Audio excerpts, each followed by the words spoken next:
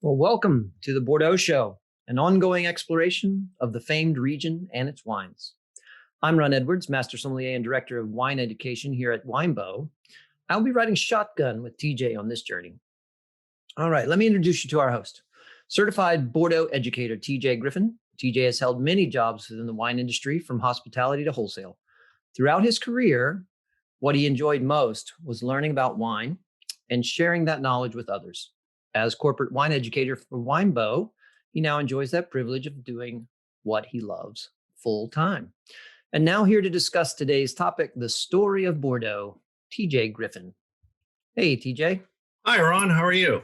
Peachy. How about you? I am also peachy. I'm going to go with that. I like that. Works really well in Georgia. Yes. I'm excited about this webinar and this webinar series. It's going to be a lot of fun. And thank you for riding shotgun with me. Absolutely. So we're going to start today with the story of Bordeaux. We're going to cover about 10,000 years of history, so we'll be here all day. Exciting. I didn't have anything else to do today anyway. All day, of course. We're going to keep this brief. We're going to cover about 10,000 years of history in approximately 10, 11 slides. So much condensed, abridged version. And I think history is important, especially with Bordeaux. You know, somebody said, I don't know who it was, but somebody probably said, you don't truly know who you are until you know where you came from. And I think that's really true for a lot of things, especially wine regions. To really understand Bordeaux, you have to understand a little bit of its history. So that's what our first episode is about today.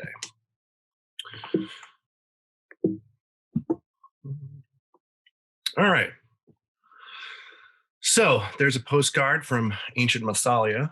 I don't know where I picked that up from. It's probably worth something now, but the earliest evidence, and there's a lot of great books. If you're looking for to learn more about ancient viticulture, there's a couple of books by a gentleman named Patrick McGovern that are very, very good.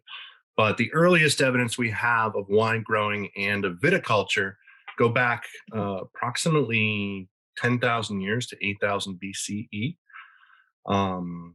At least, maybe older, but that's what we know about. And they took place in the region that comprises what are now the countries of Georgia, Armenia, and northern Iran.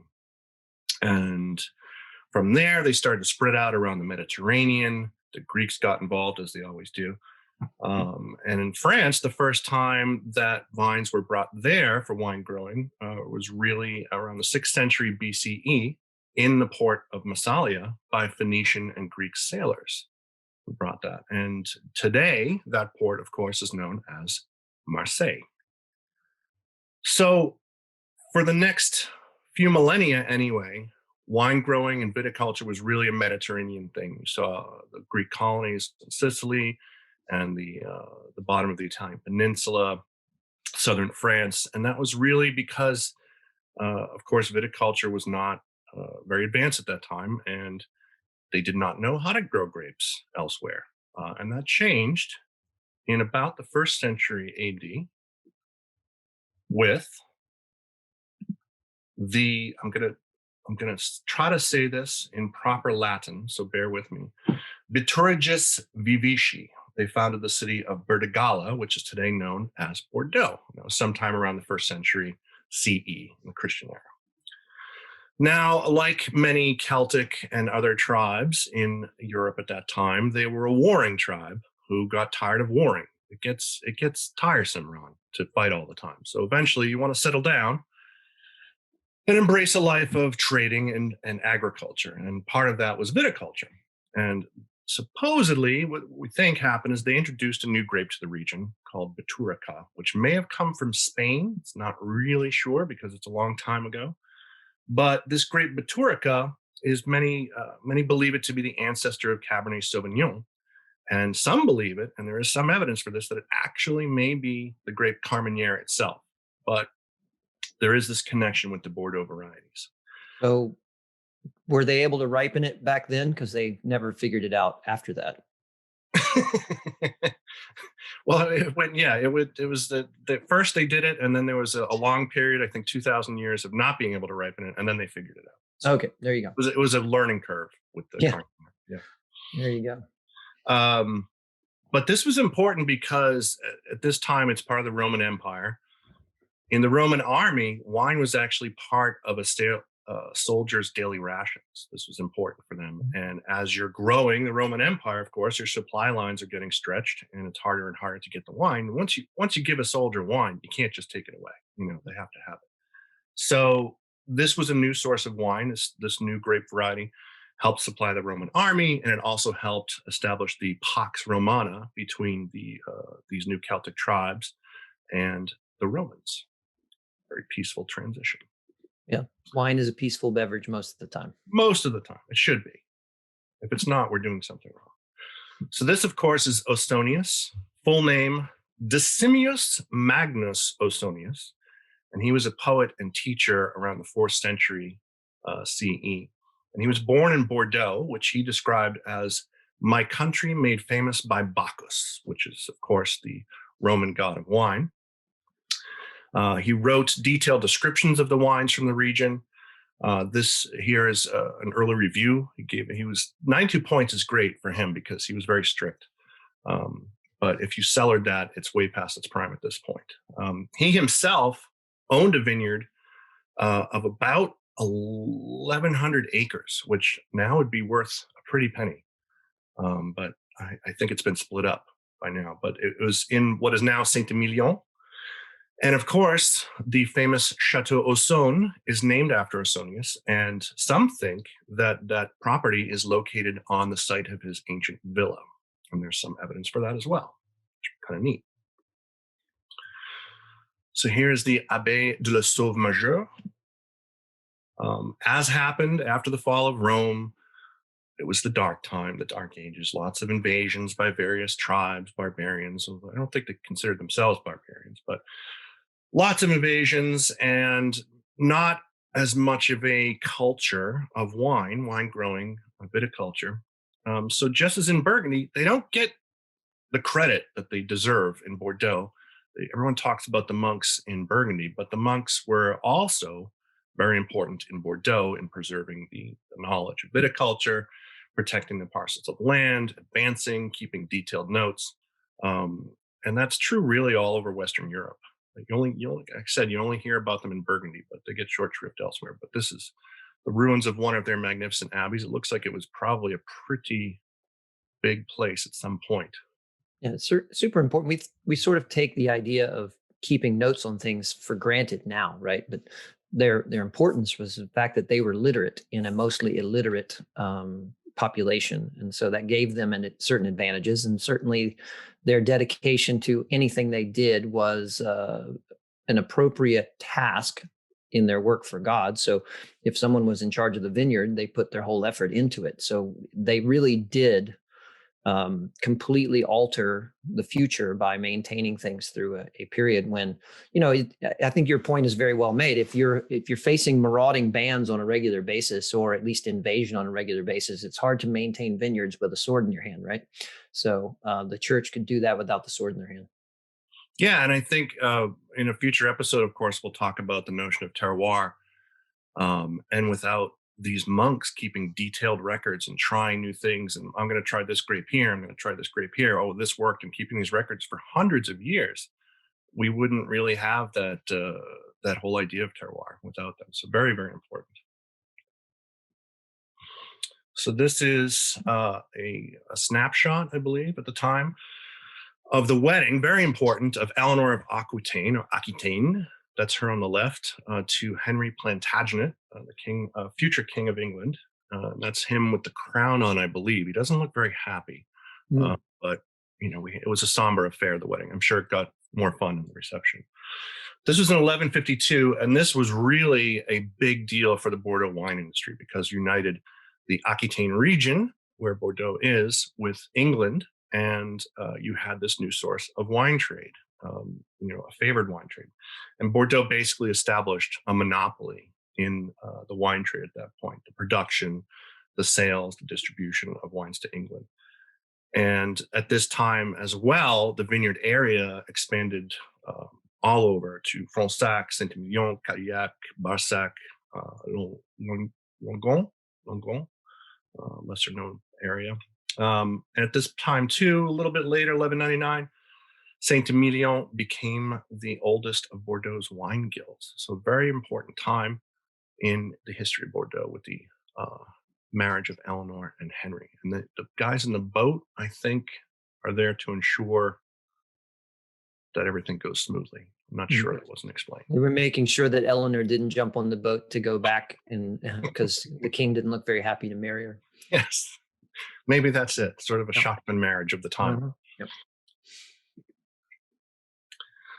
Oh, so here's a trick question, Ron. Mm-hmm. How long was the 100 Years' War? Oh man, 99.6 years. I don't know. Sounds like 100 years to me. It sounds like 100 years, but it was actually 116. But that didn't. The 116 Years' War doesn't have the same ring. No, I think the 16 years was just political conflict, and then the 100 years was actually wars. Yes, 16 years of talking and threats, and the other 100 years of fighting. So, and embargoes, and what are we going to do without wine, etc. Exactly. Yes. Because I don't know at this point, I don't think there was rations of wine involved. So whoever won gets the wine. Mm-hmm. But a series of battles over the course of over a century between France and England, including, of course, the famous Battle of Agincourt with the St. Crispin's Day speech. If you've ever seen Henry V, recommend the Kenneth Branagh version. Very, very good. It's sort of the basis for all the let's fight to the death battle cries, like in Braveheart and stuff. But that was part of the 100 Years' War, and it was not a good time for Bordeaux, because when there's a lot of fighting going on, it's hard to run your wine trade, In 1453, Battle of Castillon saw Aquitaine return to the French, and then Bordeaux had no trade links with England anymore, so it was shut down. But a few years later, 1475, things started to return to normal. Louis XI authorized the British ships to return to the port of Bordeaux, and the trade was restored to its former glory. So, a happy ending after the 116 years of battling.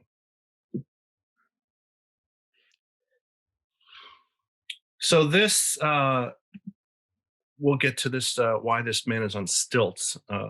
So at this point, fast forward a few years to the 17th century. So we're moving along. We're already up to the 17th century. The emergence of new customers came along for Bordeaux wines. The Dutch, the Bretons, the Hanseatic League. And the Dutch became very important to the Bordeaux market. They were traders, they were buyers. They started to influence the quality of the wines as well. They influenced production. They introduced innovations like sterilizing barrels with sulfur. And they really had a huge influence on the quality of Bordeaux. And one of their first wines that they identified as being special went on to become Haut-Brion. So even back then, they knew what was good and what they wanted. But more importantly, I think, for Bordeaux, is the French government, the kings, the royalty, asked for help, and the Dutch helped them, the Dutch engineers helped them to drain the Médoc. So the Médoc at that point, the left bank, was marshy and swampland. This gentleman is wearing stilts because to get around, and this was pretty common with shepherds and others, to get around, it was helpful to have stilts in case you stepped in 2-3 feet of marshy water. Not the best place to live, and certainly not hospitable for vines. But once they drained it, this made the transportation of the wines easier, but it also revealed the magic underneath, the gravelly soils of the Médoc, which became the basis for what are some of the best vineyards in the world now.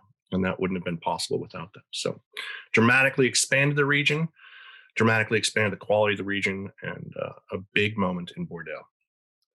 Can you imagine our current postal service if instead of driving trucks, they were wandering around on stilts to deliver your mail? That would it's definitely not going to give you the Pony Express effect. Well, my mailman actually does wear stilts, but it's not that it's marshy. I think he just enjoys.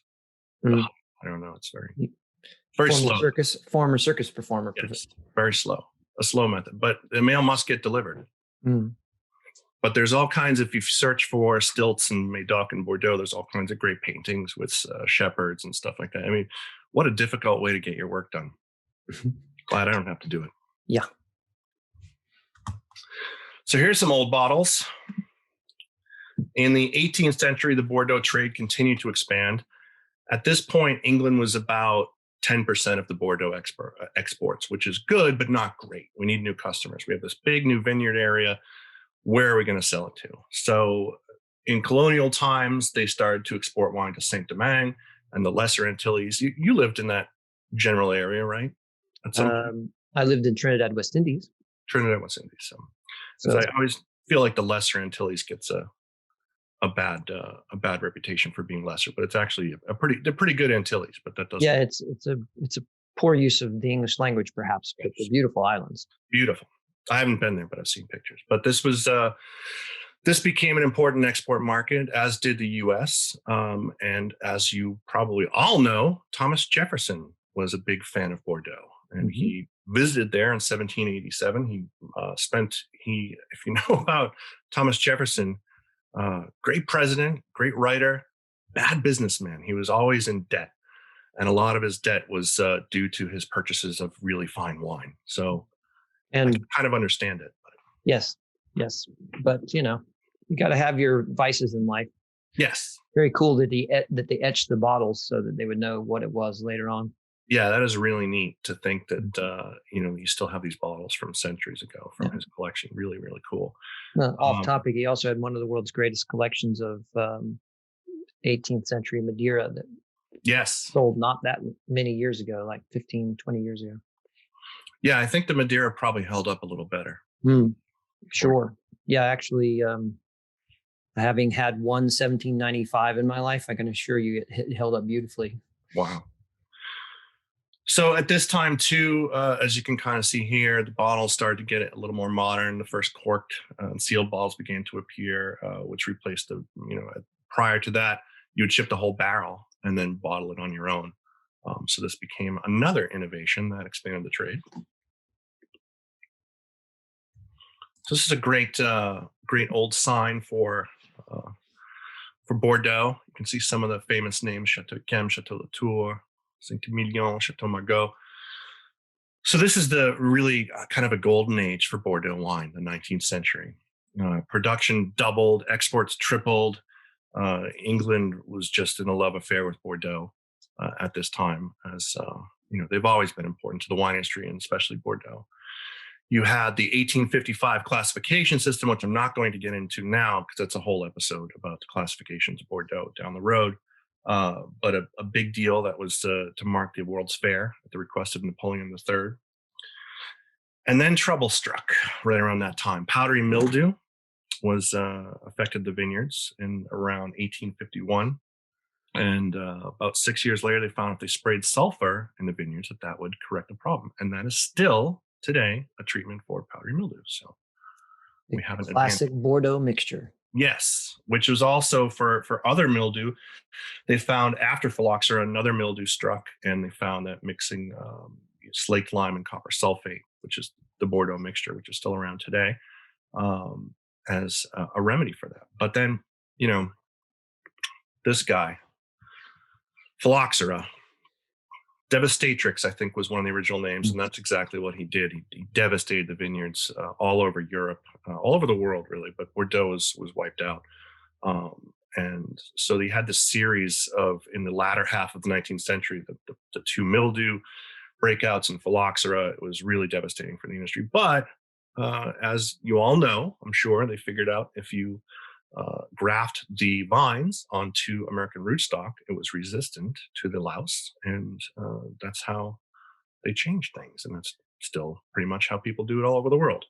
Yeah, it's pretty cool too how out of tragedy and devastation, positive things can come, right? So when we look at these wines in the mid 19th century, they're a very different thing than what they are today. Merlot is the dominant variety, even on the left bank.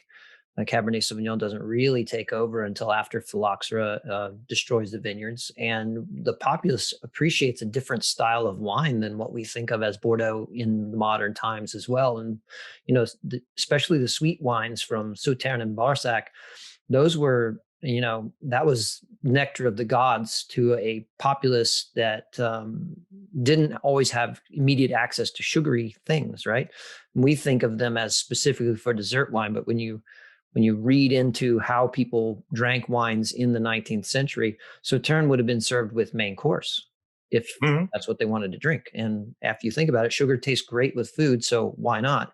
And the wines were, 11.5% alcohol, 12% alcohol, and that deep, dark color that we associate with Bordeaux would not have been a 19th century thing. Yeah, it's a great point, Ron, because they really took a lot of adversity and turned it, when life gives you lemons, you make Sauterne, I think is the saying. But they turned a lot of their disadvantages like mildew and gray rot into advantages and created some of the world's greatest wines. And but an important point too that you touched on is the whole blend changed after phylloxera. There was a lot more grapes going on. Cabernet was a minor player at best. Carmenere, I believe, was a much bigger player at the time. But when they had the chance to plan their vineyards, now we have no choice. We have to replant our vineyards. So what are we going to do? What do we want to plant? And they planted the things that they thought grew best, that they didn't have as many viticultural problems with. And then you have your modern Bordeaux. Indeed. Speaking of modern Bordeaux, that's pretty modern right there. That is very modern. That is a beautiful building. I actually was lucky enough to go there a couple of years ago. Are you sure that's not a superimposed staged spaceship model from Hollywood? When we get to the city, I'll tell you all about the architecture in here. And if you ever get a chance to go to Bordeaux, anyone, please check this out. You're like, why would I want to go to a wine museum? I'm in Bordeaux. It's unbelievable. And it's not just a museum about Bordeaux wines. It's a museum about the world of wine. And it's very interactive and one of the coolest things I've ever seen. And after you're done touring the museum, you can go to the top and have a glass of Bordeaux. You can also purchase some wines, and there's a store right there in the lobby. So it's a one-stop shop. Love it. So 20th century, big developments, things started to fly fast and furious. Quality became the number one priority. You had the Institut National des Appellations d'Origine, the INAO, that was founded in 1936, of course, to start forming appellations. The AOC system, which we'll talk about, I believe, in the next episode. They start to figure out how to deal with diseases better and better. The vineyards expanded, quality improved. Guilds started to unite. The Grand Conseil du Vin de Bordeaux was established. In 1955, Saint-Emilion itself received its own classification, which is still in the works today and somewhat controversial sometimes. We'll hit on that later. Some frost in 1956, but then Bordeaux recovered. And again, I don't know if I'd call it a golden age, but certainly a run of constant improvement. And I remember when I first got into the wine industry, you'd hear about Bordeaux. Well, this is the vintage. This is.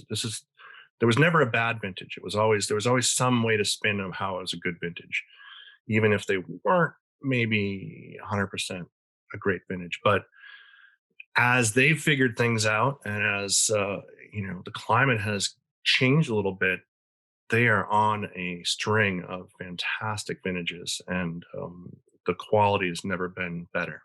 From the top wines, of course, but even to the everyday drinking wines. And that's a big development in the 20th century. In the 21st century, new generation of Bordeaux winemakers came along, a lot of innovation, a lot of figuring out, and this is tricky, Ron, how do we hold on to the traditions of our ancestors, our fathers, our grandfathers, etc., and yet still innovate and still advance? And they've sort of walked that tricky tightrope between those two, and it's not easy. No. And talking with winemakers around the world that are, like maybe Henschke or Yalumba, one of these wineries that's, 6-7 generations owning the same property, and they feel that pressure. And Bordeaux feels it, I think, in sort of this, I don't know, almost in a dichotomy, right? You have people that are willing to chase modern, and are rewarded for it often for their scores in the press and things like that. And then you have staunch traditionalists who are like, but that's not Bordeaux. That, yes, that's lovely wine, but it's not Bordeaux from their perspective, right?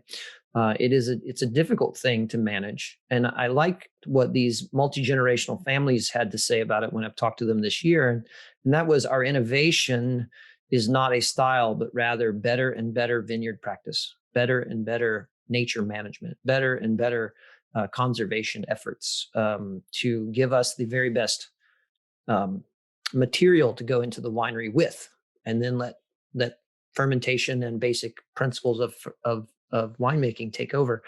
And I think that there's also a strong movement in that regard in Bordeaux at this point. We've chased one direction, we were another direction, and things are kind of coming back into the center somewhere. Right. And it is a tremendous responsibility. And I think, as we've discussed in the past, sometimes innovation is knowing what not to do. Mm-hmm. And sometimes innovation is doing nothing. And I think what's happened in Bordeaux and all over the world is younger generations discover that maybe what they were doing 50, 60, 100 years ago, while those people may have not known why they were doing it necessarily, the results are still good. So there's this combination of old and new that I think Bordeaux really straddles more so than most wine regions. 21st century brought a very strong commitment to sustainability in Bordeaux. There have been a couple of CIVB initiatives on reducing use of pesticides, on increasing organic viticulture. Again, we'll dive a little deeper into that in future episodes. But so TJ, you just mentioned what sounds like an organization by acronym. For the uninitiated that might be listening, what did you just talk about? The Conseil Interprofessionnel du Vin de Bordeaux, the certifying body that controls Bordeaux. And that was CIVB. CIVB. Okay, gotcha. But thank you for pointing that out. Sometimes say acronyms thinking everyone knows what I'm talking about, and maybe they don't.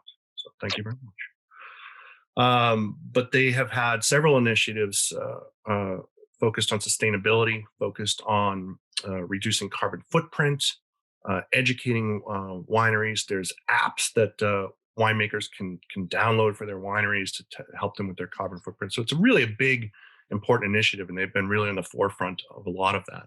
And it's an exciting time for that. I can't continue without talking about, I talked about in 2016, this museum was very cool, but very important in Bordeaux, as in most wine regions, but especially Bordeaux because it's complicated, is education. And the Bordeaux Wine School was formed in 1989, have a lot of great programs. And then in 2006, they gained presence in the international market by having foreign ambassadors, foreign educators that would come and learn about Bordeaux and then take that knowledge out into the world. And their website is great. You can look up L'École du Vin or Bordeaux Wine School. Either one will come up. A lot of great resources on there. And we're going to talk, down the line in future episodes, we'll talk about some of the resources that are available for you to learn at home. There's a great app, which we'll get into. All right. So I have, it's not a question, but it's a great comment that's perfectly suited to exactly what you just said from Mario. And he basically, he's saying that for me, what made Bordeaux, and especially in France in general, ahead of other European countries are that, one, wealthy, educated families actually moved to the countryside for the purpose of viticulture and agriculture. And second is that they founded the Bordeaux University, which allowed them to understand the science of wine before a lot of other regions and put a hot spot on learning about it. So you can address that comment as a, yeah, exactly, or however you wish. Yeah, no, great comment. So important, the school. We've had so many great teachers from there who have influenced not just Bordeaux wines, but the world of winemaking, period.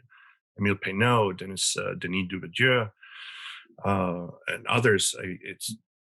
They are on the forefront of a lot of viticultural and enological innovations, and hugely important. So great point. Thank you for bringing that up. Comes to mind that it was someone from the Bordeaux Enology School that inspired the Greek wine revolution through Porto Carras. So it's definitely their reach to the world is far beyond just the reach that they had on Bordeaux. So where are we now? What are we hitting now?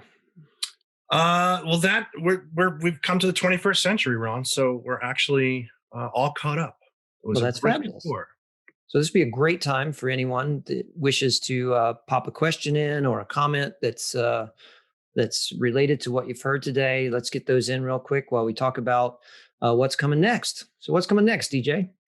Beautiful. So this is a bi-weekly series, meaning every 2 weeks. And so in 2 weeks from today, which will be actually February 2nd, will already be in February, Crazy. we'll have episode 2, which will cover the appellation itself, um, talk about how it got set up, what it comprises, and Mhm. then the trade, how the Bordeaux trade, which is somewhat complicated, how that all works. And it's a very interesting system that is unlike anywhere else in the world.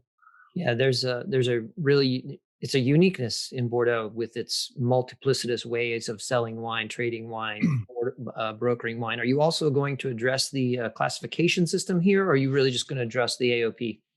Just the AOP at this point, the classification systems that exist in Bordeaux is probably a good 30-minute episode Oh on yeah, its own. I was wondering because if not, I was going to warn everybody. Okay, set aside an hour for this one because it's going to take a little while. All right, so we have a question. If you could answer this, what was the Roman god of wine again? I think they're testing your your mythical history as much as they have Yes. Bordeaux knowledge. Bacchus, Bacchus, and he was the Roman counterpart to the Greek Dionysus. Yes. Wine has been a very important part of the Greek and Roman life, so it had its own deity. I think actually deities. I think there were Yeah. more. I think they had helpers like sub assistants and stuff in certain things. Yes, I'm sure. It's also, I mean, when you talk about that, and you go back to the Roman culture about wine and the expansion of the Roman Empire, it's important historical note that the Roman Empire could only expand as fast as they could supply the troops with wine, which is why vineyards went everywhere that the Romans went. And the other thing that they supplied all of their soldiers with is salt. So two parts of their pay were wine and salt. And that's how valuable salt was before you could go pick it up off the shelf in the Morton's container, right? So here's another question. Where were Bordeaux producers sourcing the first corks in the 18th century? Hmm, that is a great question that I'm not 100% sure. I would guess, an educated guess, that it is from Portugal because that's where the cork trees are. But I don't know that 100%. But I will find that out and try to answer that Mm, at some yeah, point. that would have been my initial educated guess as well. It could have been Spain as well. I mean, Portugal Mm. and Spain had cork trees, but um, so here is another one. When will the link be sent for the next episode? Well, that's a great promotional question. Thank you, Ted. And Alexa, thank you for your question as well. Um, what is your intention, TJ? I think that I will get it out to everybody this week so that you can plan your biweekly visits with us. Yep. Um, But note that it's the same bat time, same bat channel. So it's going to show up. It'll be 11 o'clock broadcast every other Tuesday. And if you missed the episode or if you just want to review it, we'll have it up on YouTube within a few days after the episode, as soon as I can get it into the video editor and off to our uh, digital marketing company. so And just to piggyback on what you said earlier about salt, I can't let this one pass me by. go right ahead. That is the where the word salary comes from. Yes, good point. Good point. And the phrase of he is or is not worth his salt. Worth the salt, exactly. Right. Yeah. Um, We've got a couple more questions, believe yes, it or not. please. Sorry to interrupt your waxing on origin of words. What would you say the main difference in taste is between a 17th century against the 21st century Bordeaux? Okay, 17th century is probably way too far back. I think we probably ought to actually, Joshua, with your permission, I'm going to alter that to a 19th century versus 21st century Bordeaux, just by nature of neither one of us have had any access to 17th century wines. I at least could address a 19th century wine. I've had one. So go ahead. Well, I have not had one, Ron. So I would love to hear your thoughts on this. But I would hazard a guess for Bordeaux in the 19th century or prior compared to today. Big difference in the flavors because the grape blends were different, but also the viticulture and the winemaking just wasn't as advanced as it is now. So the wines would be paler in color generally, lighter in tannin, lower in alcohol, and a lot more acidic, and definitely not as perhaps complex and balanced as they are today.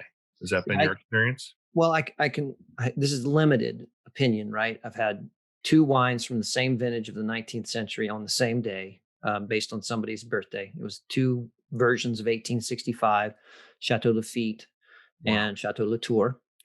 Knowing that that was 1865, you know that there would have been a larger proportion of Merlot in those wines than Cabernet today. They were very much alive. They tasted like Bordeaux. They tasted like something more like from the 1950s at the time. They had come straight from the chateau, recorked and sent to this guy's house for his birthday. Comparing that to those same wines in modern era, 80s vintages, 90s vintages, the big difference is intensity of flavor and ripeness for me. A percent difference, at least in alcohol content, gives you a very different texture.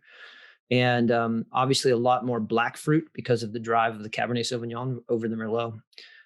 What was amazing to me was that regardless of what it was made out of, how very, very much alive those wines still were. So even if we think they were made in a lighter style or less tannin or whatever we think about 19th century wines, those wines were beautiful in my glass for an hour.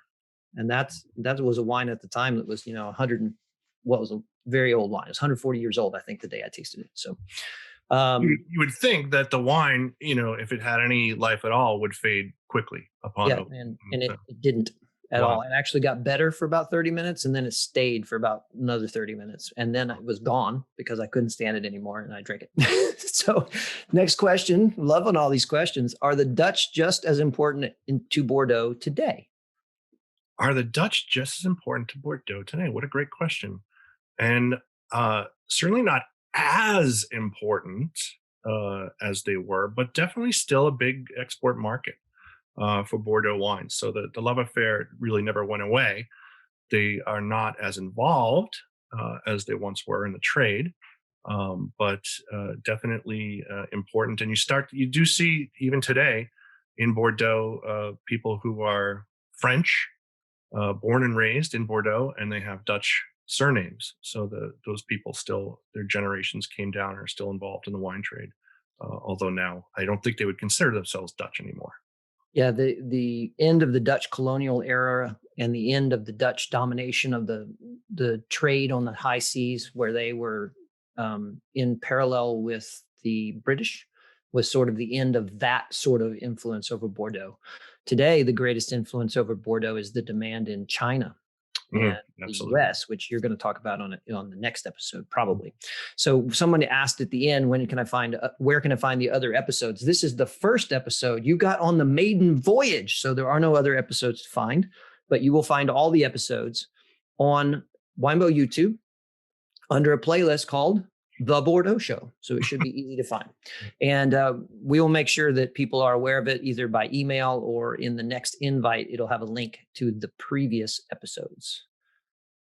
Yes. So if you have friends, coworkers, family members that would like this show, and they say, "Well, I can't watch it now. You're already on to episode 2." No, you can catch up at any time on YouTube. Yeah, and every episode will stand alone on its discrete facts that you can learn Yes. from for sure. And yes, I think in the next trade, this is Antonio sending a comment that I think you'll address in the trade, and that is the transition from shipping all the wines out in barrels bottled elsewhere to the bottling in house. And so, Antonio, we're going to talk about the idea of that export in barrel versus bottled transition coming up soon. Well, I appreciate everybody's input and most definitely your engagement through the chat and the Q&A window that we used as a chat window as well. And I look forward to helping you with session 2. It's so much easier when I don't have to do all the talking. I love it. Well, it's easier for me when I have someone who's tasted 19th century wines to chime in on what they actually taste like. So Yeah, thank you very much for that. Sometimes you're in the right place at the right time. Take care, everybody. See you in a couple of weeks. Bye. Thank you, everyone.